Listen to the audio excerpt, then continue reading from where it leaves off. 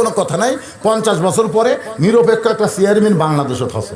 50 বছর পরে একটা চেয়ারম্যান আমরা পাচ্ছি, হিজরা চেয়ারম্যান। জোরে কোন কি চেয়ারম্যান? এটা হচ্ছে নিরপেক্ষ। ই মরদ না, মেয়াল না। জোরে কোন কথা ঠিক কি হচ্ছে নিরপেক্ষ? এ ছাড়া নিরপেক্ষ আমাদের আল্লাহ না। আল্লাহ যদি নিরপেক্ষ হতো তাহলে কেন আল্লাহ বললেন ইন্নাদ দীনা ইনদাল্লাহিল ইসলাম? আমার কাছে মনোনীত। ওরা বোঝেই না কোনটা ঠিক, কিন্তু তালত পড়া ঠিক। তা আপনারা এইভাবে তালত পড়া হাত তুলছেন, তালত পড়া। তাহলে যারা চলে যাচ্ছে চলে যাক, আপনার সামনে আসেন, আসেন, যাক চলে যাক, আমরা সামনে আসবো। আগামীকাল কুতিবা আলাইকুমুস সিয়াম কামা কুতিবা আলাল্লাযিনা মিন ক্বাবলিকুম লাআল্লাকুম তাত্তাকুন। দীর্ঘ 1 বছর পরে আল্লাহ পবিত্র রমজান মাস আমাদেরকে উপহার দিচ্ছে, ঠিক কিনা বলেন? বলেন ঠিক কিনা? এই পবিত্র রমজান সম্পর্কে আল্লাহ বলেছেন রোজা তোমাদের জন্য ফরজ করা হয়েছে। তোমাদের পূর্ববর্তী যারা ছিল তাদের উপরে রোজা ফরজ ছিল। এই রোজার মাধ্যমে মানুষ মুত্তাকি হওয়ার পারে, নামাজের মাধ্যমে, হজের মাধ্যমে, যাকাতের মাধ্যমে মানুষ মুত্তাকি হওয়ার পারে না। কেবলমাত্র রোজার মাধ্যমে মানুষ মুত্তাকি হয়। সুবহানাল্লাহ কন না কেন? বুঝালেই আপনারা বুঝতে পারবেন। যখন মানুষ নামাজ পড়ে, যখন মানুষ নামাজ পড়ে তখন কি একলা পড়ে না, তার সঙ্গে অনেক মানুষ পড়ে। ধরে করেন একলা পড়ে না, অনেক মানুষ পড়ে। মনে করেন ফজর, যোহর, মাগরিব, এশা এই নামাজ যখন পড়ে তখন কিন্তু একলা পড়ে না, অনেক মানুষ তার সঙ্গে নামাজ পড়ে। নামাজ শেষ করে যখন সুন্নত ধরে, নিয়ত বান্দার পরে মন কিন্তু চিন্তা করে কেউ না কেউ দেখতেছে, একটু ভালো মতো রুকু সেজদা করা লাগবে। তার মানে বোঝা গেল নামাজ মানুষ আল্লাহর জন্যও পড়ে, আবার মানুষকে দেখানোর জন্যও পড়ে। পড়ে কি পড়ে না? হজ মানুষ আল্লাহর জন্যও করে, আবার হজ করার পরে হাজি না বললে মনের মধ্যে কষ্ট হয়। কেরে আমি এত টাকা খরচ করে হজ করলাম আর আমাকে কেউ হাজি বলল না, মনের মধ্যে কষ্ট হয়। হজে যাওয়ার সময় 10 জনকে বলে ভাইজান আমি হজ করতে যাচ্ছি, দোয়া করো। আবার হজ করে আসার সময় দেখবেন চা স্টলে যেখানে বসে না কেন হঠাৎ দেখবেন মক্কা মদিনার একটা গল্প শুরু করে দেয়।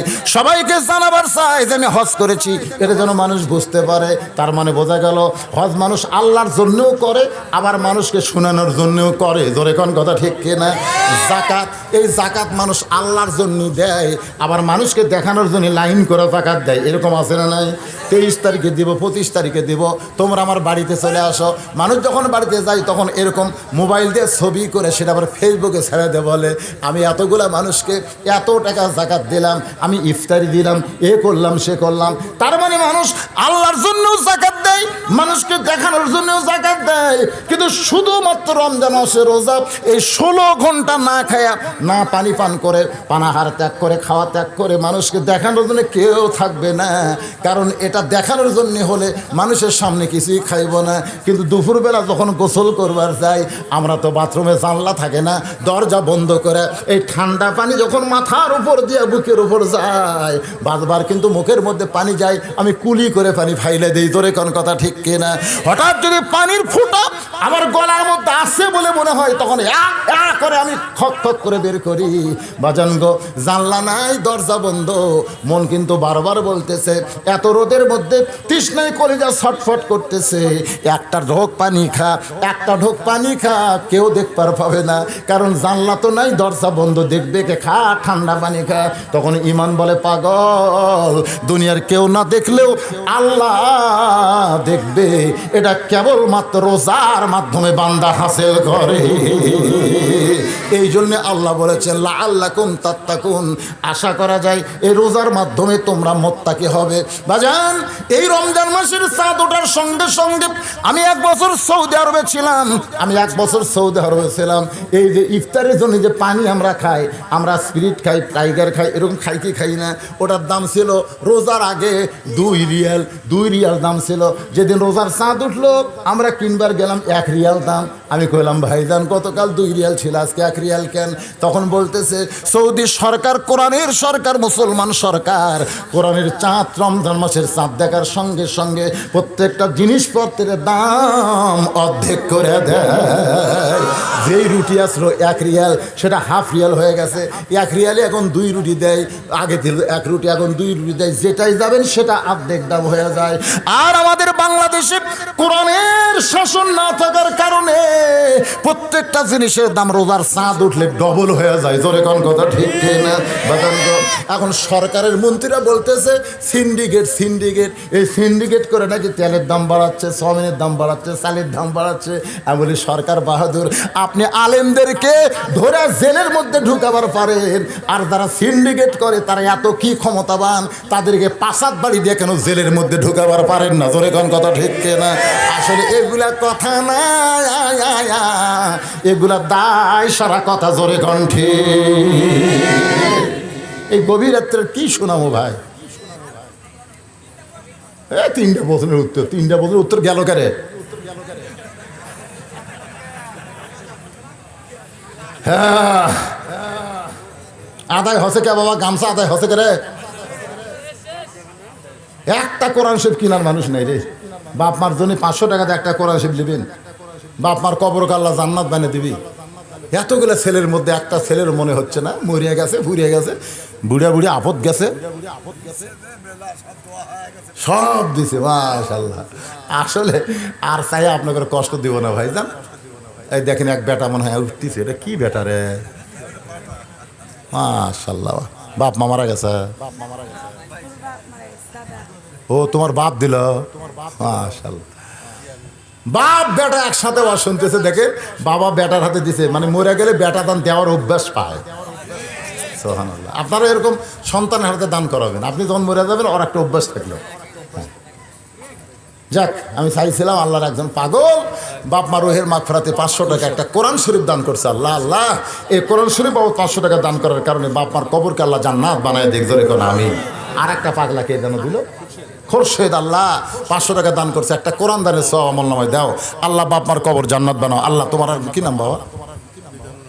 মিজানুর রহমান কোরআন শরীফ বাবদ 500 টাকা দান করেছে। আল্লাহ যে নিয়তে দান করে করুক না কেন, একটা কোরআন দানের সওয়াব আল্লাহ তুমি দান করে। তো সবচাইতে বড় দান, এই রমজান মাস আসতেছে, কোরআনের মাস, একটা কোরআন শরীফ দিলেন। বাদান আবাদ আছে জমিতে, সব কিছু বিপদ আপদ মুসিবত থেকে আল্লাহ যেন হেফাজত করে কোরআন দানের কারণে। 3টা পাওয়া গেছে, যদি কেউ মন চায় আপনার দিবেন, অসুবিধা নেই। এখন আসেন, আমার ফারুক বলা হোসেন, এখন তুমি প্রশ্ন শুরু করো। এবার হুসাইন দাঁড়িয়ে বলতেছে, রে মেয়ে, খুব খেয়াল করবেন, তুমি একলা একলা বসে আছো, তাই বলে মনে করো তুমি একলা না। কে বলে আপনাকে দানের পাগল নাই? আমি ও আদত মারতেছি টান, আর সমানে দান করতেছে বাপজান। কে রে টান মাল্লি দেয়, তার মানে কেউ ওয়াজ করবার দিবেন না? এতক্ষণ কেউ দেয়নি, যে ওয়াজ টান মারতেছি, আর 5টা পাগলা 5টা কোরআন শরীফ বাবদ 500 করে দান করলো। আল্লাহ যে নিয়তে দান করলো কোরআন দানের সওয়াব তাদেরকে কবুল করো। জোরে কোন আল্লাহুম্মা আমিন।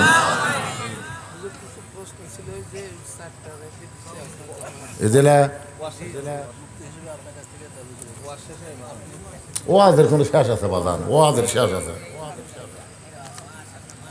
আসসালামু আলাইকুম রহমতুল্লাহ। হুজুর, আমি আপনার কাছে মহিলাদের পক্ষ থেকে নিচের প্রশ্নগুলোর একটু ব্যাখ্যা দেবেন এই কামনা করি। আল্লাহ আপনাকে ভালো রাখুন। সবার আগে সালাম দেওয়া সম্বন্ধে, সবার আগে সালাম কি বুঝলেন?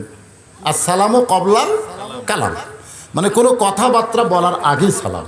কেউ যদি বলে চেয়ারম্যান সাহেব আসসালামু আলাইকুম, তাহলে হবে না। কেউ যদি বলে হুজুর আসসালামু আলাইকুম, তাহলে হবে না। আগে বলতে হবে আসসালামু আলাইকুম, তারপরে হুজুর। আসসালামু আলাইকুম চেয়ারম্যান সাহেব। নবীর হাদিস আসসালামু কবলাল কালাম, কোনো কথাবার্তা বলার আগে কি সালাম। 2 নম্বর প্রশ্ন হচ্ছে, মেয়েরা কি ফরজ নামাজে একামত দিবে? একামত শব্দের অর্থ কি?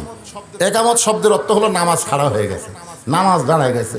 মেয়েরা চাইলে দিতে পারবে, এটা দিলে আল্লাহ আকবার আল্লাহ আকবার এই বার তকবির বললে একটা আলাদা সওয়াব আছে। এটা একামত মানে নামাজ দাঁড়ায় গেছে আর কি। আপনি পুরুষ মানুষও দিতে পারবেন, মেয়েরা দিতে পারবেন, কিন্তু একামত সাধারণত আমরা জামাত কায়েমের শর্তে দিই, যে জামাত শুরু হয়ে গেছে এই হিসাবে দিই। দিলে সওয়াব আছে, না দিলে কোনো অসুবিধা নেই। 3 নম্বর প্রশ্ন হলো, মেয়েরা কিভাবে জিকির করবে? মেয়েরা কিভাবে জিকির করবে? জিকির মানে কি? ফাজকুরুনি আজকুরুকুম আশকুরুলি ওয়ালা তাকফুরুন। জিকির হচ্ছে অন্তরে অন্তরে আপনি জোরেও করতে পারেন, আস্তেও করতে পারেন, কিন্তু মেয়েদের জোরে কোরআন তেলাওয়াত করাও জায়েজ না। তাহলে জিকির সেখানে করা যাবে না, কারণ মেয়েদের কথা হলো পর্দা। এমনভাবে মেয়েরা জিকির করবে তার কান পর্যন্ত শব্দ আসবে, পরপুরুষ যেন শুনতে না পায়, এভাবে মেয়েরা জিকির করবে। মেয়েদের জোরে কথা বলা যাবে, মেয়েদের কথাও হলো পর্দা। এই জন্য মেয়েরা জিকির করবে মনে মনে। আর মনের খবর জানে কে? আল্লাহু আলিমুম বিজাতিস সুদূর, আল্লাহ সব খবর জানে। আপনারা জিকির করবেন, সবচেয়ে বড় জিকির হলো নামাজ। হানাফি এবং মুহাম্মাদির মধ্যে কলেমা নিয়ে তর্ক, সঠিক কালিমা যে দু একটু পড়ে শোনাতেন, লা ইলাহা ইল্লাল্লাহু মুহাম্মাদুর রাসূলুল্লাহ সাল্লাল্লাহু আলাইহি ওয়াসাল্লাম, আশহাদু আল্লা ইলাহা ইল্লাল্লাহ ওয়াহদাহু লা শারীকা লাহু ওয়া আশহাদু আন্না মুহাম্মাদান আবদুহু ওয়া রাসূলুহু। কলেমা তো এটাই, এর মধ্যে আবার কি সঠিক ব্যাঠিক? যদি কেউ আপনাদের মধ্যে ফিতনা করতে আসে তাহলে বুঝবেন ওই মানুষের পক্ষ থেকে আসেনি, শয়তানের পক্ষ থেকে এসেছে। শয়তানের পক্ষ থেকে। জোরে কোন কার পক্ষ থেকে? কারণ রাসূল বলেছে আল ফিতনা তো আসাদ্দু মিনাল কতল, ফিতনা হলো কতলের চাইতেও মারাত্মক পাপ। আমাদের সমাজের মধ্যে কোনো ফিতনা যেন সৃষ্টি করবার কেউ না পারে, এই চেষ্টা আমরাও করব, ফিতনা সৃষ্টি করতে দিব না ইনশাআল্লাহ। ওমর ফারুক বলে, হোসাইন এখন তুমি প্রশ্ন করো।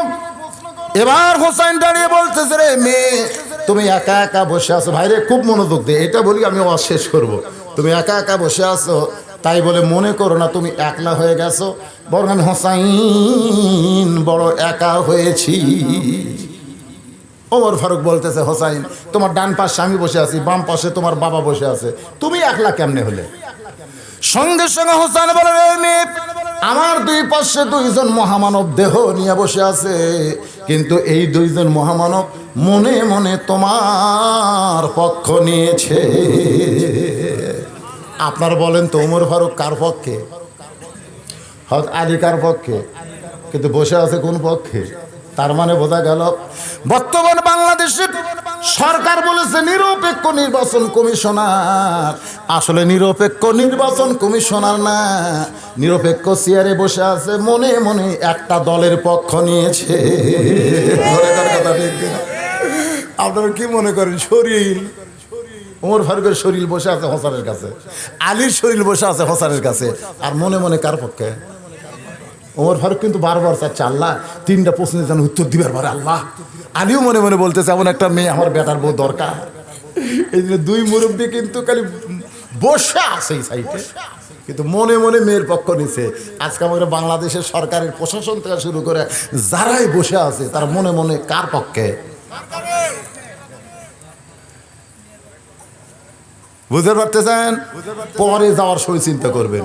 আসলে নিরপেক্ষ বলে কোনো কথা নাই, নিরপেক্ষ বলে কোনো কথা নাই। 50 বছর পরে নিরপেক্ষ একটা চেয়ারম্যান বাংলাদেশে থাকে। 50 বছর পরে একটা চেয়ারম্যান আমরা পাচ্ছি, হিজরা চেয়ারম্যান। জোরে খান কি চেয়ারম্যান? এটা হচ্ছে নিরপেক্ষ। ই মরদ না মেয়াল না, জোরে খান কথা ঠিক, কি হচ্ছে নিরপেক্ষ? এ ছাড়া নিরপেক্ষ আমাদের আল্লাহ না।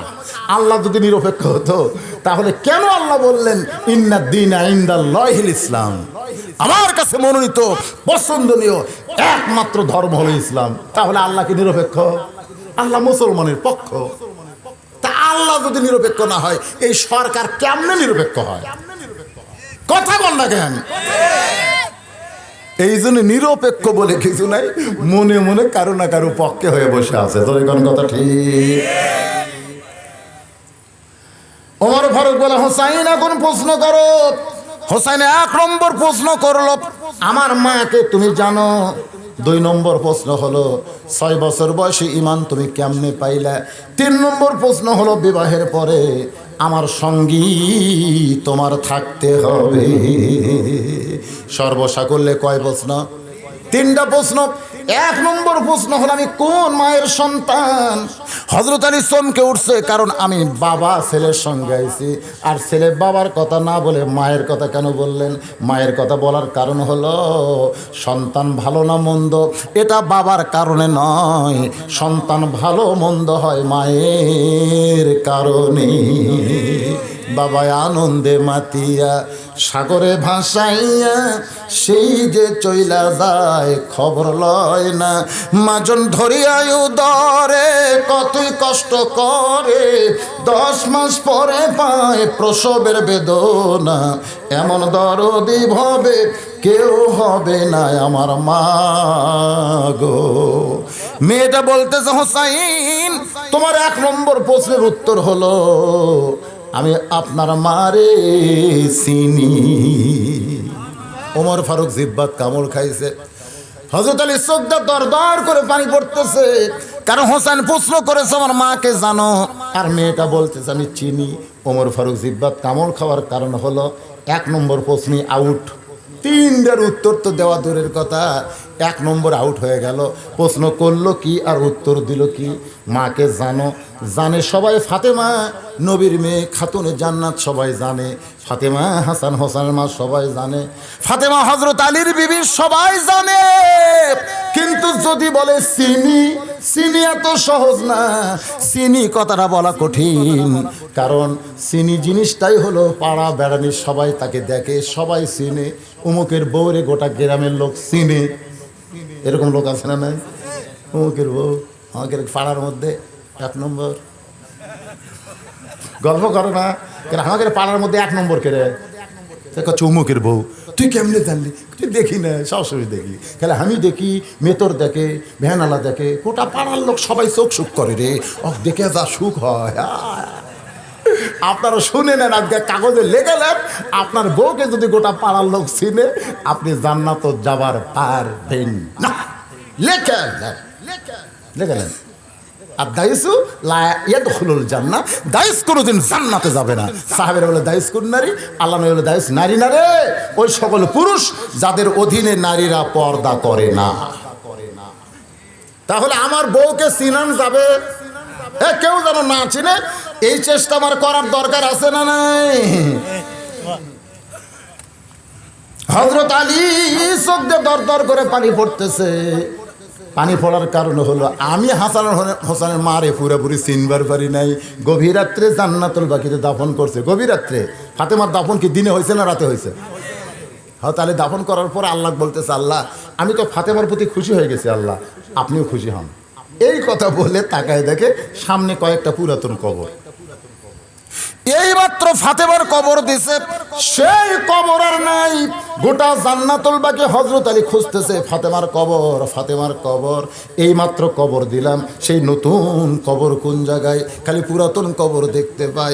হঠাৎ কে যেন বলে, আলী আমার ফাতেমা পর্দা নিশি। আমি আল্লাহ জোহরা ডিগ্রি দিয়া ফাতেমার কবরকেও কিয়ামত পর্যন্ত পর্দা করেছি। যার কবর পর্দা হইয়া যায় তারে চিনা এত সহজ নয়। অনেকক্ষণ পরে মেয়েটা বলে, হোসাইন উত্তর দিলাম, হইল কি হইল না? 3 বিচারকের কেউ তো মুখ খুলতেছেন না। ওমর ফারুক বলে, মা প্রশ্ন করলাম আমার মাকে জানো, আর তুমি কইলা চিনি। তুমি কেমনে চিনবা? তুমি রোম দেশের জেলখানায় বন্দি থাকে একজন মেয়ে, তুমি হোসাইনের মারে কেমনে চিনবা? মেয়েটা বলে, হোসাইন আপনার মায়ের চোখের ভুরু জোড়া ছিল, বাম গালে কালো একটা তিল ছিল, থুতুনির তলে লাল একটা দাগ ছিল। সঙ্গে সঙ্গে আলী চিৎকার করে বলে, মা আর বলিস না, আর বলিস না। আমরা 3 জনের মধ্যে একজন পরপুরুষ আছে, পরপুরুষের সামনে এর পরে আর বলা যায় না। আপনার বলেন তো 3 জনের মধ্যে পরপুরুষকে? তাহলে উমর ফারুক যদি পরপুরুষ হয়, মুরিদের বইয়ের জন্য পীর কোন পুরুষ হয়? মুরিদের বইয়ের জন্য পীর কোন পুরুষ? কথা কয় না। আপনাকে এলাকাত মনে হয় পীর টির নাই। অনেক মুরিদ বউকে কয় বাবার খেদমত কর, যা জান্নাত যদি পাবার চাস বাবার পাও তেল দিস। এরকম ভণ্ডামি হকের বাংলাদেশে আছে না নাই? ওমর ফারুকের মতন মানুষ যদি পরপুরুষ হয়, তার মানে কি বুঝতেছেন যে উমর সম্পর্কে রাসূল বলেছে আমার পরে কেউ যদি নবী হতো লাউকানা উমর। আলী বলতেছেন, মা ফাতেমার চোখের ভুরু জোড়া ছিল, এটা আমি বলতে পারবো স্বামী হওয়ার কারণে। কারণ বইয়ের কপালে চুমা খাওয়া হলো সুন্নাত, সুবহানাল্লাহ গান। তাহলে হযরত আলী ফাতেমার কপালে চুমা খাবার গিয়ে দেখছে তার ভুরু জোড়া, বাম গালে কালো একটা তিল ছিল, হোসেন বলতে পারবে তার মা হওয়ার কারণে। থুতুনির তলে লাল একটা দাগ ছিল, নবী বলতে পারবে ফাতেমা তার মেয়ে হওয়ার কারণে। রোম দেশের জেলখানায় বন্দি থাকে মেয়েটা, তুই কেমনে বললি মা? মেয়েটা বলতেছে মুরব্বি, ওই রোমের জেলখানায় যখন বন্দি ছিলাম সকালবেলা শেরদিল 3টা করে আমাকে চাবুক মারতো, বিকালবেলা 3টা করে চাবুক মারতো। এই চাবুক মারতে মারতে এক সময় আমি আল্লাহর উপরে একটু বিরক্ত হয়ে বলে, আল্লাহ তুমি আছো আসমানে আর নবী আছে মদিনায়, এই রোমের জেলখানায় এত নির্যাতন করে, আমাকে দেখার মতন কেউ নাই। আল্লাহর পথে থেকে আবার যদি দুনিয়াতেই তাদের কষ্ট দেওয়া হয়, মাঝে মধ্যে তারা আল্লাহর উপর একটু বিরক্ত একটু হয়। ভাই মানবীয় চরিত্র নেই, বুঝতেছেন না? মাঝে মধ্যে হয়। আজকে মনে করেন আপনাকে এখানে মাহফিল করতেছেন, হঠাৎ হঠাৎ বৃষ্টি শুরু হয়ে গেল, কি মনে করছেন? এই সুরজ ভাই কি খুশি হবে? এমনি কিন্তু শুরু হচ্ছিল না এখন। আল্লাহ, 26শে মাস এত নাচ গান হলো, সেই জায়গায় তোমার বৃষ্টি নেই।